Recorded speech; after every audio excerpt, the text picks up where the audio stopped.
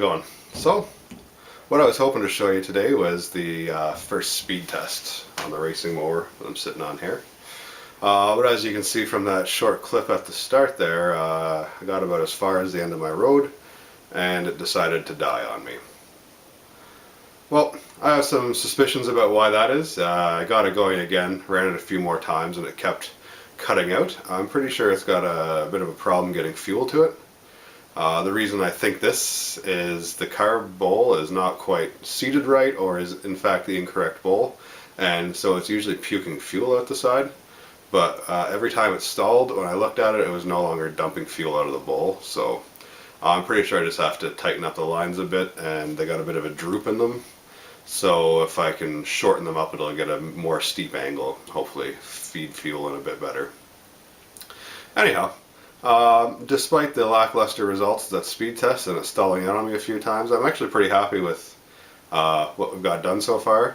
You might remember I started this project maybe late January, early February this year. Picked up an old Yard King 12 horse riding mower off of Kijiji, which in Canada is our, person to person garage sale site, I guess like Craigslist or what have you. Yeah, I picked this up for a pretty good price. It was running at the time, but the first thing I did was crack the motor open and pull out the governor. I rebuilt the carb as well. It was pretty nasty. That's when I started to notice that the bowl wasn't quite right, so I don't know if the guy had bought it off just jammed any old bowl on there to make it run, but not a big deal. Anyhow, for those of you who are wondering, I got up to a top speed of 6 kilometers an hour, which is about 4 miles an hour for American friends there, or people that deal in miles per hour. Not terribly impressive, but it did it under its own power, and I'm pretty happy with that. The gear ratio running on this right now is 1:1, so changing the top pulley on the jack shaft will have a big impact on the top speed. Anyhow, what I'm going to do today is just give you a quick rundown of where the mower sits now, what I've done, what I hope to do to it over the winter, and yeah, so yeah, it's kind of a payoff after 10 months or so of working on this. I guess, like I say, despite the lack of speed and the stalling out, it does start and run and moves under its own power, so hey, that's something. Anyway, yeah, I'm going to open up the hood here and show you guys what's going on.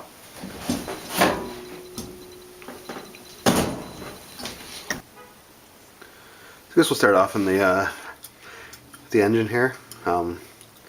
The carb here, I say in the bowl, doesn't quite seat. You can see like a little gap in here.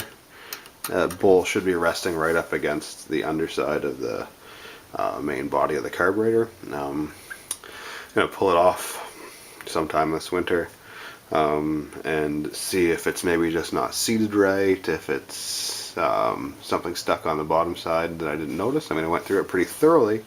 I don't see what I could have been missing there, but you never know.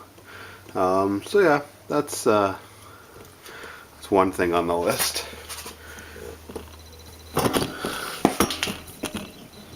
Since the governor was removed, I ended up having to fashion up a new throttle linkage. So just ran a spring here, made a little tab, and then used a piece of an old coat hanger actually. Just bent it up to the right shape, got it into the throttle plate control there, and then my means of control is actually a bike brake cable I bought at Canadian Tire. I have that running up all the way through the dash, and then it's controlled here on the steering wheel. It's not bad. Got some springs on it so it returns to 0. It's never stuck on in any of the tests I've done. One thing I don't like about this is the handle gets in the way if you try to turn sharply to the left. Kind of jams you in the knee. So this is something I'll be looking into changing over the winter. I think I'm going to try to set up a regular foot throttle, like a car or a go-kart or what have you.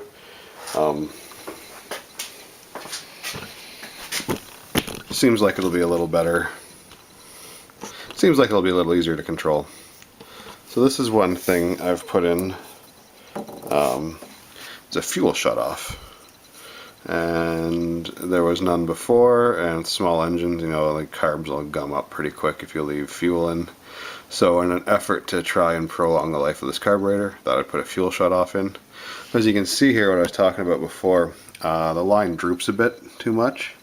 I just cut it a bit too long. I mean, under the assumption that I can always cut more off, but you can't add it back once you cut it off. So that should be a pretty simple fix. I think I just have to shorten it up enough so that it's on a downward slope the whole way to the carb. No real big deal there.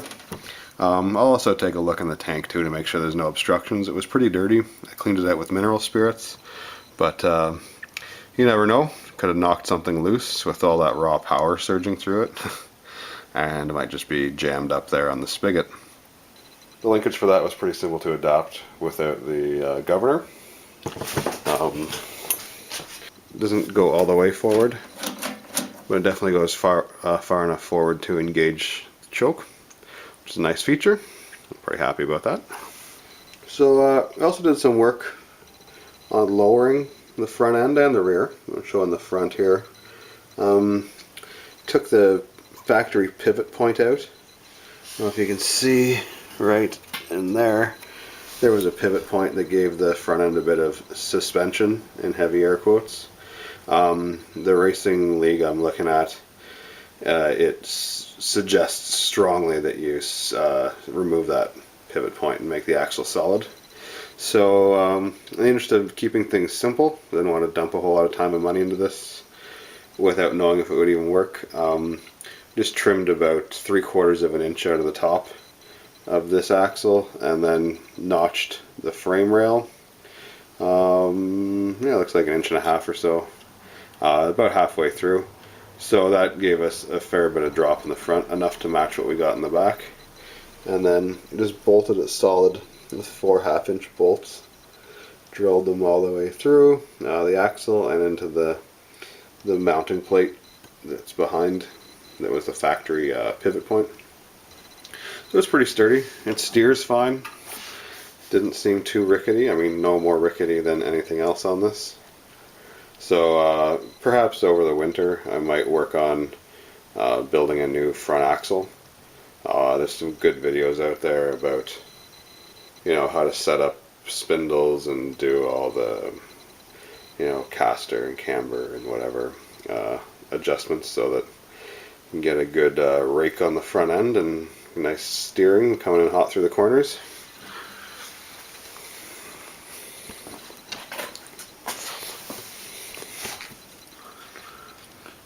Can't really see too well, but in the rear end here we achieved the lowering by cutting up the factory brackets for the transaxle. Cut a little over 3 inches out of them. And that was the first move to get it sitting lower. Seems to have worked pretty well. It's sturdy. I mean, haven't got it going fast, like I said, but it didn't seem to be wandering all over the road or anything. So, on the topic of lowering, once we lowered the, once I guess we raised up the transaxle to effectively lower the whole ride height, the engine and transmission were no longer on the same plane. So we had to build this jack shaft here to bridge the gap between the two. There's welded up some angle iron, also known as old bed frames, to make a bracket for the jack shaft. Got some pillow block bearings here and a piece of 5/8 axle. We got our pulleys on the top. There's the same size pulley on the bottom there. So I was talking before about changing the gear ratio. This would be the pulley here that I think I can fit. I think I measured it. I can fit up to a 5.5-inch pulley in there. So that would be 5.5 on the top. I could probably drop it down as low as 3 on the back there under the battery box, and that'll give a little more favorable ratio. I should be able to get some more top speed out of it. Another one of the creations I had to make here was a new battery box. In the old setup, pre-lowering, the battery just sat on top of the deck here, but now there is a transaxle pulley coming up through there. So again, I used some angle iron bed frames and made some brackets, and I bent up a little tin box out of some sheet metal I had laying around, welded in some captive nuts on the inside so I don't have to fiddle around with a wrench, and that houses the battery. It sits in there nice and tight. It doesn't really move around. We'll see what the tech inspector for the racing league says. I might have to put some sort of strap over the top, but it holds pretty well for now. Since all this kit's coming out the front here, I did have to cut a big chunk out of the front of the fenders, so again this winter once we figure out the final gear size or the pulley size, I'll work on closing that up, keep everything away from pant legs. I also figured everything out so that the shifter could stay in the original place. It sweeps nicely in between the belt there. Nothing to get bound up, so yeah, that worked out quite nicely. I thought that we were going to have to do all sorts of things to accommodate, the extra belt, but we got lucky on that one. And some of you may have seen before, I previously had a bunch of washers stacked in the jack shaft as spacers. I finally got around to buying some square stock. This piece of 1x1 square tubing actually turned out to be exactly the right size to space it out, so I got good tension on the belts and a little more secure than a dozen washers. And finally installed a brake in here. Bought a drum brake online, not off eBay but off another site, American site. So one unfortunate part about this for me being in Canada, it has seemed oftentimes just easier to order things from the US, cheaper even considering the exchange rate and shipping, than sourcing it in Canada. We do have a couple spots locally that I've looked at, but they either just don't have the parts or it ends up being more costly than me sourcing it myself, which leads me to believe they might just be getting it from the same place. There's a very good chance I'm not looking in the right spots here. I can't imagine it's that hard to find parts, but hopefully I'll find some new sources over the winter. Anyway, this is just a little drum brake and band off of like a side-by-side, welded on a grade 8 bolt for the band to hold in, band to pivot on, and then I have a solid bar running all the way up to the factory clutch pedal, which is no longer in use. I bought a centrifugal clutch, and then I just have a spring underneath so it returns back to the starting point. About the only other thing that I did to the mower that I wasn't able to show you was the centrifugal clutch. I just replaced the drive pulley coming off the engine with the centrifugal clutch that I bought again from that website in the States. Pleasantly surprised by that. It says it's made in the USA, so that's something I wasn't really expecting. I was assuming Taiwan or China, but bonus.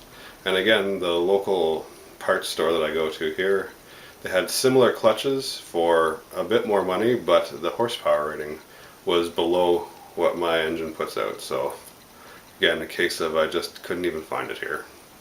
Anyhow, that's the racing mower so far. Got some big plans over the winter for it. Going to try to fix the carb, do some investigating. It doesn't seem to hold a charge on the battery, so I think the stator might be dead. And then just spruce up the front end maybe a little bit. Anyway, once I get into that, I'll turn the camera on and bring you guys along. But yeah, that's the racing mower as it sits now in November 2017. Hope you enjoyed. I'll see you soon.